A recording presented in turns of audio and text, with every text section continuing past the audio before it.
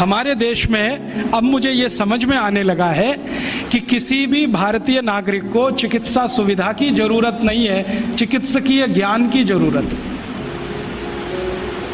Health facilities नहीं चाहिए, knowledge चाहिए। नॉलेज की बहुत कमी, और इतनी कमी है कि पढ़े लिखे लोग उससे ज़्यादा पीड़ित हैं। छोटी छोटी बातें नहीं जानते। पानी को उबाल के पीना, ये इतनी छोटी सी बात है, लेकिन आज के समय की बीमारियों में सबसे इफ़ेक्टिव है, खासकर 3 महीने की ये जो। तो आप उनको बता दो भैया पानी उबाल के पियो, उबाल के पानी पीने से क्या होता है वो समझा दो उनको, 10 मिनट में समझ में आ जाए। फिर उनसे कहो कि खाना खाते हो तो कुछ ये खाओ ये मत खाओ, क्योंकि दिनचर्या ऋतुचर्या जो आयुर्वेद की है ना, वो जरूर सीख लो।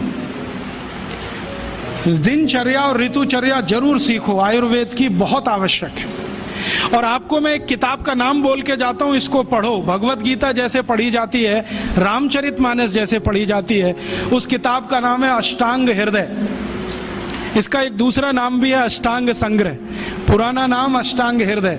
ये किताब का जो स्वस्थ व्रत है ना, वो ऐसे पढ़ो जैसे आप धार्मिक पुस्तक पढ़ते हो, और उसको बार बार पढ़ो, बार बार पढ़ो तो याद हो जाएगा, कंठस्थ हो जाएगा। उसमें 2000 सूत्र हैं। ये सूत्र लोगों को बताना शुरू कर दो।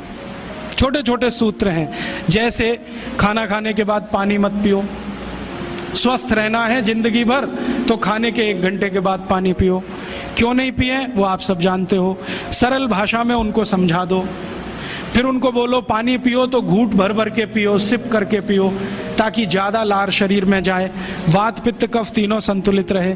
ठंडा पानी कभी मत पियो। मैंने दुनिया में ठंडे पानी पीने वालों को बहुत देखा है। यूरोप और अमेरिका के लोग चिल्ड वाटर पीते हैं, बर्फ का पानी फ्रिज में रख के पीते हैं। परिणाम जानते हैं क्या होता है? सवेरे जब टॉयलेट रूम में जाते हैं तो 1-1 घंटे बाहर ही नहीं आते। उनको पूछो भाई तुम क्या कर रहे थे 1 घंटे वहां? तो कहते हैं न्यूज़पेपर पढ़ रहे थे, मैगजीन पढ़ रहे थे। क्यों पढ़ रहे थे? स्टूल पास नहीं होता। क्यों नहीं होता? कॉन्स्टिपेशन है, जोर लगाना पड़ता है फिर भी नहीं होता। गाना भी गाते हैं मेरे सपनों की रानी कभी आएगी, फिर भी नहीं आती। और अंतिम दुष्परिणाम पता है क्या होता है? उनको पेट साफ तो होता नहीं, तो सांस में से भयंकर बदबू आती है।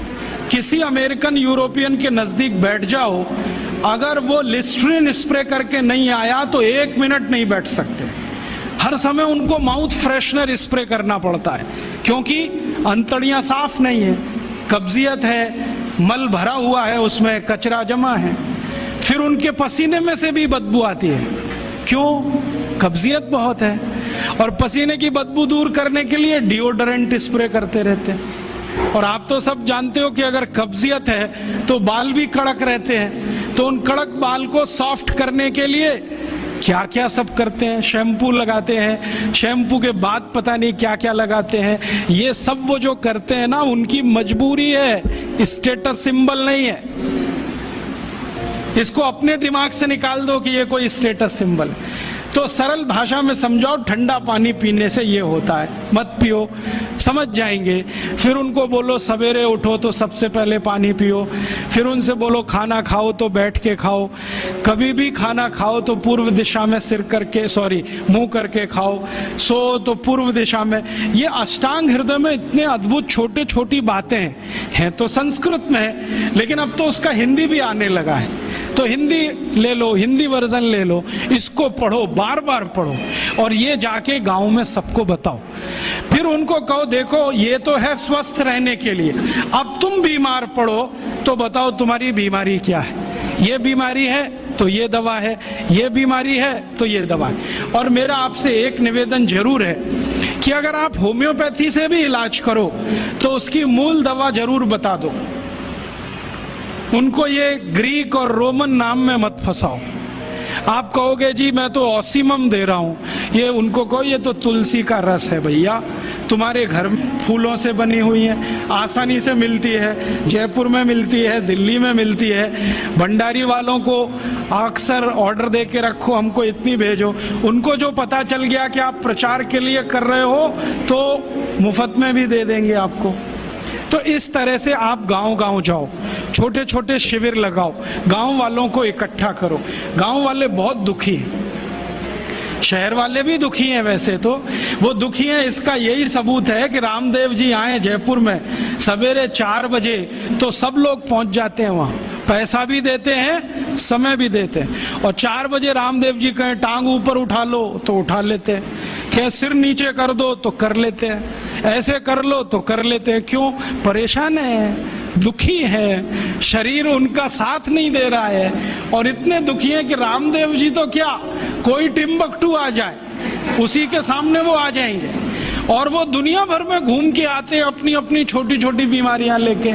तो इन जो दुखी लोगों का थोड़ा थोड़ा आप मदद कर दो इलाज के रूप में, ये सब आपके भगत हो जाएंगे। और ये भगत हो जाएंगे तो कहो आप भी प्रचार करो इसका, वो भी करें, आप भी करो, तो ये इतना तेजी से मल्टीप्लाई करेगा कि 2-5 साल में एलोपैथी का बाजा बज जाएगा। और बजा देना है अपने को, हाँ, ये संकल्प लेके चलो कि इनका बाजा हमको बजाना है। मैं बहुत जल्दी एक टीवी चैनल शुरू करने जा रहा हूँ एलोपैथी का बाजा बजाने के लिए। इनकी सब पोल खोलनी है मुझे, हाँ, इनकी इतनी पोल है मेरे पास, कम से कम 1,500 से ज्यादा डॉक्यूमेंट्स हैं जो एलोपैथी के गंदेपन को सिद्ध करने वाले, इनकी निकृष्टता को सिद्ध करने वाले, ये कितने अनसाइंटिफिक हैं वो बताने वाले, कितने डॉगमेटिक हैं वो बताने वाले। मेरे पास ऐसे बहुत इंटरव्यूज हैं बड़े बड़े डॉक्टरों के, वो कहते हैं कि हम कोई डायग्नोसिस नहीं करते, तीर मारते, लग गया तो ठीक, नहीं तो तुक्का। और वो कहते हैं हम तो एक ही सिद्धांत पे काम करते हैं, trial and error, trial and error, देते जाओ गलतियां करते जाओ, देते जाओ गलती, भले मर जाए पेशेंट उसमें। हमारे पास तो कम से कम ये नहीं है ट्रायल एंड एरर वाला। हम तो जानते हैं कि तुलसी है तो उसके ये गुण हैं तो ये रिजल्ट आना ही चाहिए, मेथी है तो उसके ये गुण हैं तो ये रिजल्ट आना ही चाहिए। हमको सब मालूम है, फिक्स है, यहाँ वेरिएशन नहीं है। मेथी के जो रिजल्ट चरक ऋषि को मिले वो आज भी मिलते हैं, इसमें इतना सातत्य है, वेरिएशन कहीं भी नहीं है। तो जो विज्ञान में सातत्य होता है, सत्य ज्ञान वही होता है। तो हमारे पास जो सत्य ज्ञान है इसको लेकर आगे बढ़ें।